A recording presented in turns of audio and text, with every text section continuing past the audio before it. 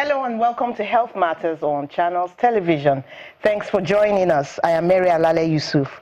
The World Health Organization says the harmful use of alcohol causes 3.3 million deaths every year, and at least 15.3 million people have drug use disorders. Now, almost half of the countries reporting injecting drug use say HIV infection also occurs among this population. My guest is a consultant psychiatrist and the medical director of Happy Family Hospital, Dr. Charlotte Wigwe. Thank you. Let me start with asking you, what's the connection between drug abuse, substance abuse, and mental health? Why is it always tied to mental health? Okay, well, a lot of these substances which are abused and in which people get addicted to, they tend to lead them into mental health problems. Things like depression, anxiety, psychosis. You see people hallucinating when they take some of these substances in high doses. So in one way or the other, they usually end up with the psychiatrist. Does that come before or after it starts to affect the organs in the body? Oh, well, it could go on alongside. These drugs, there are physical effects, psychological effects, and social effects of substance use. So sometimes you see someone with cardiovascular problems also having psychosis and hallucinating and all that. Okay, so, we're hearing a lot about drugs now. Definitely. Some of them we've never heard of before. Are people using more drugs now? Or are we having is it a case of our eyes are just being open to the problem? What really is it? Well, we say a combination of both. These days people, the use of opiates, for instance, has been on the increase these days. A lot of university students, a lot of teenagers are into use of Tramadol. By and Codeine. Opiates, you mean derivatives of opium, right? Definitely, which include Tramadol and Codeine. So a lot of university students and teenagers are abusing these substances. And we've also had use of, marijuana has been around for a very long time. There's also cocaine use. You speak about codeine. Let's even camp there for a while. Yes. As far as I knew, before this time, codeine was just a medication. It was inside a cough syrup. Definitely. You took it and nothing happened to you.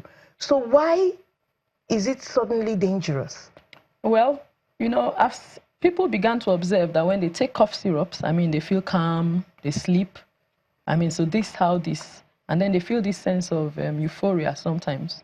So this abuse started, and then they realize if they take increasing quantities, it gives them a better feeling. So people began to abuse this. But unfortunately, as the abuse goes on, people develop what we call tolerance, meaning the dose they were taking before does not give them that high anymore. So they tend to need to take a higher dose. And from there, the addiction begins with all its problems. Does that cause irreversible mind alteration? Oh, well, sometimes it's reversible, but some of them become mental health patients, meaning they now have a mental illness, which is chronic and needs But unfortunately, the person is taking codeine that makes him feel good, so he doesn't think he has a problem. But though the effects last for a while and then they disappear, so the person takes more, the effects last for a while, disappear. So over time, they also find out that when they stop, they develop what we call withdrawal symptoms. They feel ill, they feel dull, so, this tends to make them feel sick, actually. So they take more of the substance. So you find it's like an unending thing. You keep needing the substance to now feel well, because the brain has now kind of adapted to working with the substance. So when the substance is absent, the person feels ill and not himself anymore. But it started from a harmless need. Yeah, some of it starts, just starts with experimentation. Now, Tramadol. Yes. It comes in 50 milligrams, yes, and 100 milligram capsules. Yes. But all of a sudden, we are seeing capsules with amounts in excess of 200 milligrams. Definitely. Why is this happening? Where is this coming from? Well, I find it, I got to learn this from a patient of mine, actually.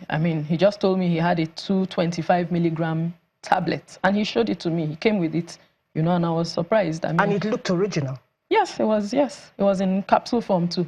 Blue in color, same just like the regular one, And he says when he takes that, it gives him it seemed more effective of course, it's a higher dose, and you know, so they prefer to do that. So you take one tablet instead of several of the 50 milligram, and then it also came out cheaper overall. Oh. So, I mean, people go more for the higher dose because overall it works out cheaper. So it's like, okay, I saw Tramadol that is cheaper than what you sell here. Exactly. So I bought it. But you know, that way, isn't it possible that some people could just buy unawares what they don't really know?